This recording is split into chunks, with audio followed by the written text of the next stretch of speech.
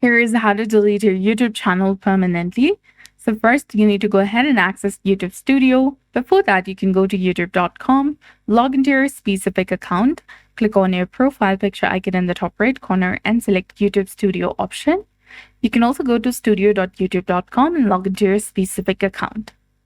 You need to go to the left-hand menu and click on the settings icon from the bottom left corner. Here, select the channel option, then go to the advanced settings option. Then scroll all the way down and go to the section of other settings and click on manage YouTube account. And here, click on view advanced settings and then click on delete channel option from the bottom. Then click on review in Google account. Then select I want to permanently delete my account.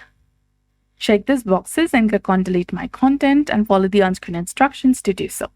So that's it. This is how you can go ahead and delete your YouTube account. So I hope you found this video helpful. If you did, please like, share, and subscribe. Thanks for watching. We'll see you again in the next one.